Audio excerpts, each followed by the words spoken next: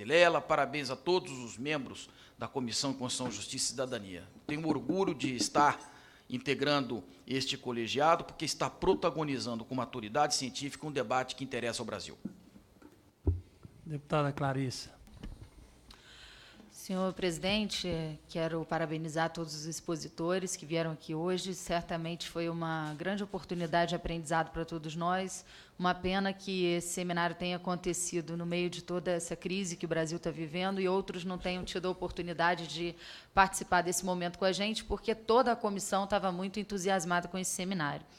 E coincidiu com a comissão geral também, que estava acontecendo no plenário agora.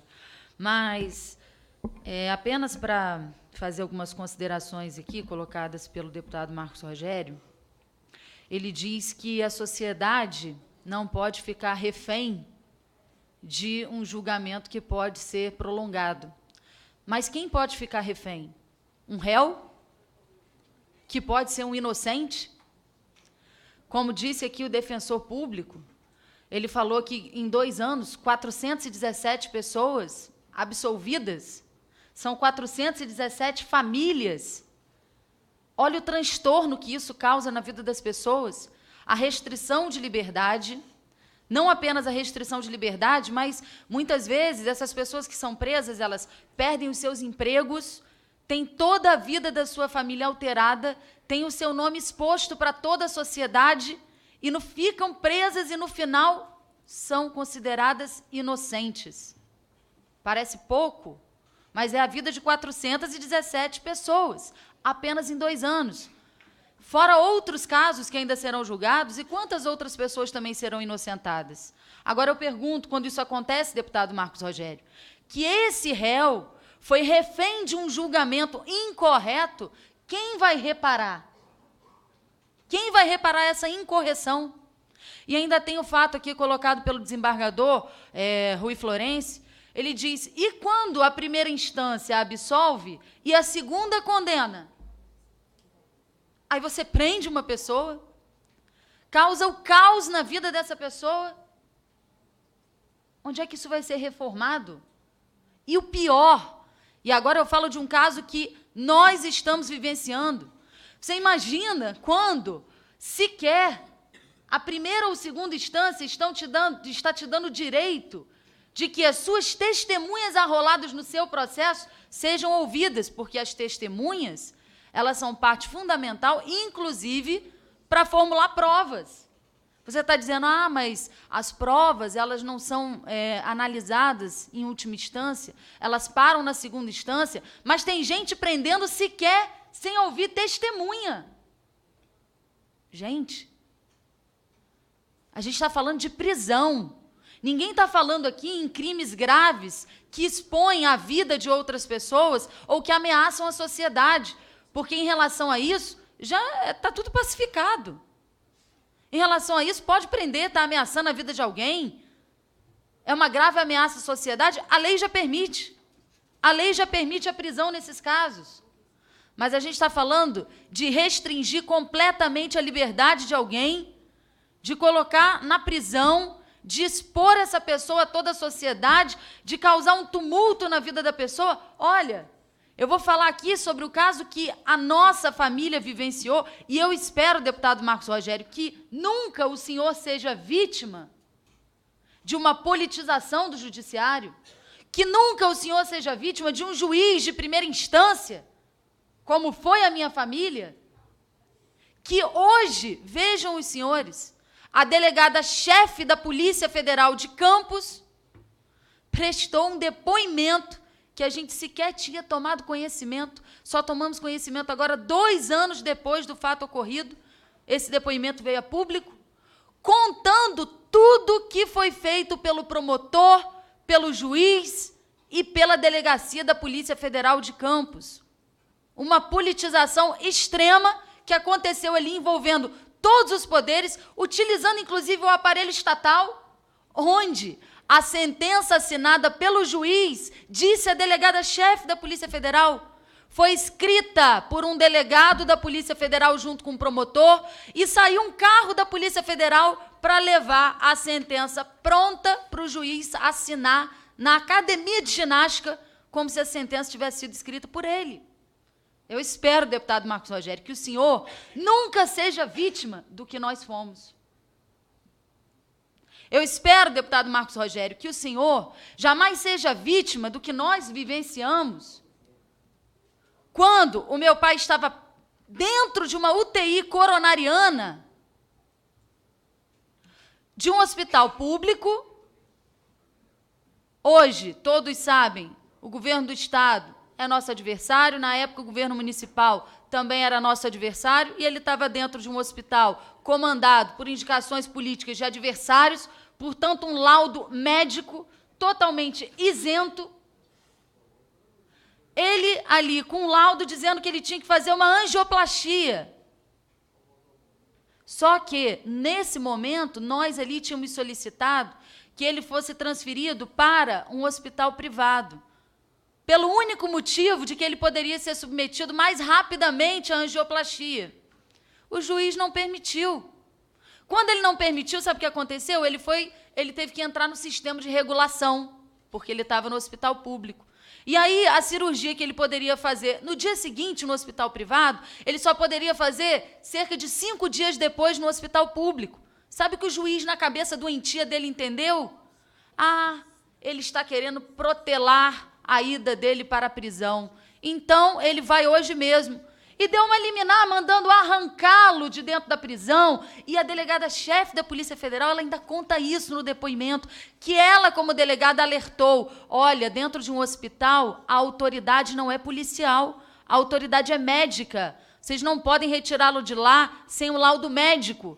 E ela conta que eles disseram: vamos retirá-lo de lá de qualquer forma. Eu estava no hospital e a autoridade médica, naquele momento, disse para mim: os policiais federais me colocaram agora no telefone com o juiz e ele está dizendo que se ele não sair daqui, a nossa equipe médica vai presa também. Eu falei: isso é um absurdo. E arrancaram ele à força dentro de uma UTI coronariana com uma angioplastia marcada para levá-lo para uma unidade de pronto atendimento dentro do complexo Jericinó, onde ele foi recebido, imagine um paciente cardíaco, por um infectologista e um pediatra. E passou a madrugada inteira sem os remédios, inclusive, que ele tinha que tomar. No dia seguinte, por causa de uma liminar da ministra Luciana Lócio, ele foi transferido imediatamente para um hospital privado, submetido à angioplastia, e o juiz, não satisfeito, mandou fazer perícia da angioplastia. Gente, esse juiz, ele se acha acima do bem e do mal. Porque, afinal de contas, o que pode acontecer com ele? Ser aposentado, com salário vitalício? Ele pode cometer qualquer tipo de abuso de autoridade? E, no final, essa sentença está sendo reformulada. O promotor, que estava envolvido no caso, já respondia 2 anos antes a um procedimento de investigação criminal do Ministério Público, aberto por denúncia feita pelo ex-governador Antônio Garotinho e pela prefeita Rosinha Garotinho. Sequer poderia investigá-lo. O delegado envolvido no caso, o pai dele, estava envolvido em outros esquemas que envolviam a prefeitura de Campos, onde a prefeita sequer quis se dobrar ao que estava acontecendo ali, que envolvia a intervenção no Hospital da Santa Casa de Misericórdia. Enfim, é uma história muito longa para contar aqui, mas eu pergunto, ele saiu da prisão, esse mesmo juiz depois tentou prendê-lo por outro motivo. Quem vai reparar? Meu pai é radialista. A vida inteira ele foi radialista. Vive do programa de rádio.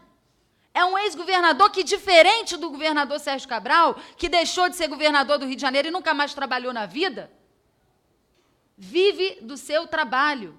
Você sabe o que é isso, deputado Marcos Rogério? Você sabe que uma pessoa viver do seu programa de rádio e depois ser mandada embora da rádio?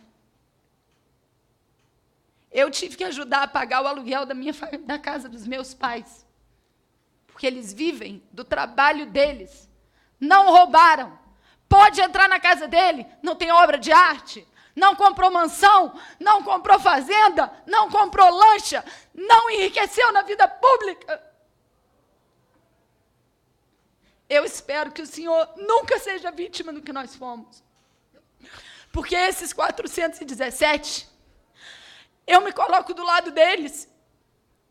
Porque para vocês pode ser um número, mas não é um número, não.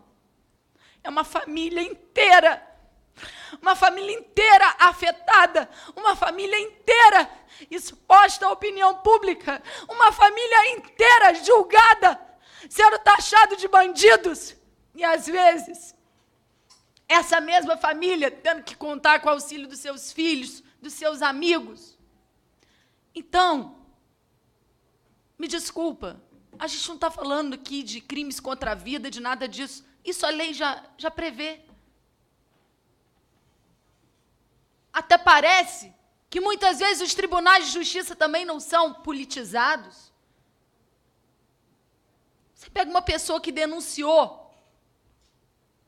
mais de 100 empresários, políticos, agentes públicos.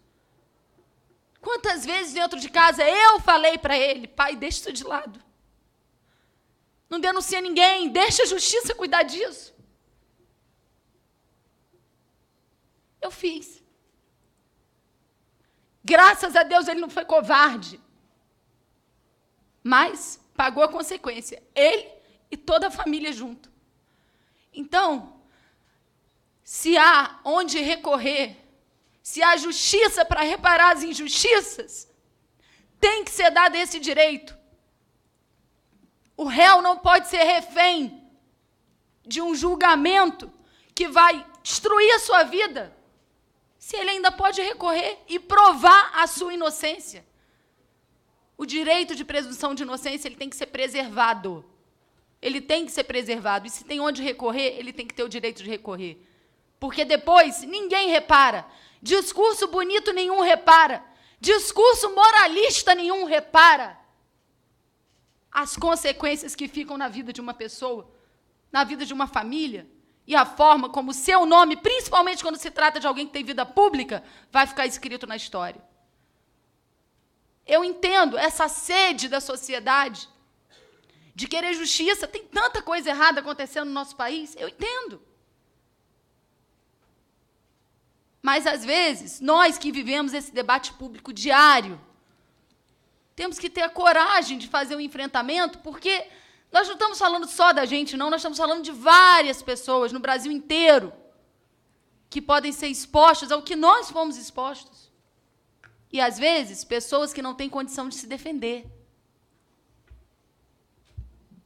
Quando eu tive que entrar lá para visitar os meus pais, eu vi gente que já tinha cumprido a pena e não conseguia sequer sair de dentro do sistema prisional.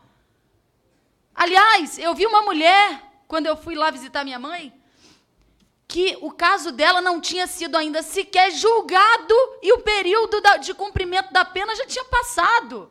O que é isso? Que justiça é essa que a gente está vivendo? Que país é esse que a gente está vivendo? Que por uma sede de justiça grita, mas não vê o restante das injustiças que estão sendo cometidas. Então, eu quero dizer que, nesse debate, eu tenho posição muito clara. Alguns podem dizer, tem posição pelo que viveu. Talvez sim.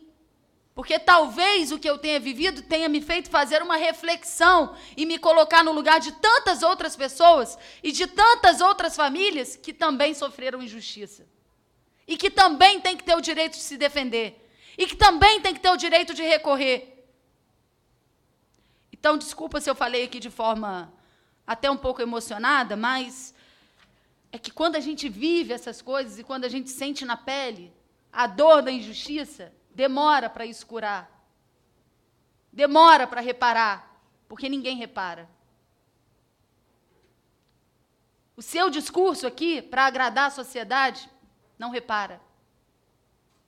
Então, eu queria dizer que eu fiquei muito contente de ver que existem realmente aqueles guardiões da lei, mas, sobretudo, guardiões do direito, da dignidade, da vida humana e do princípio de que não se deve se restringir a liberdade individual das pessoas ou aprisionar as pessoas se os fatos ainda não foram plenamente esclarecidos. Principalmente nesses casos, onde você tem primeira instância diz uma coisa, segunda instância diz outra, o cara está preso e, coitado, às vezes não tem nem como recorrer. Então, eu queria dizer que foi muito importante, muito esclarecedor ver tanta gente de peso, ouvir opiniões tão diferentes de um defensor, de um professor, de um advogado, de um desembargador e até mesmo de um juiz. Entenderem a importância desse momento e desse debate para o Brasil e como isso vai afetar a vida das pessoas. Obrigada, senhor presidente. Senhor presidente, apenas... Não temos o último inscrito, deputado.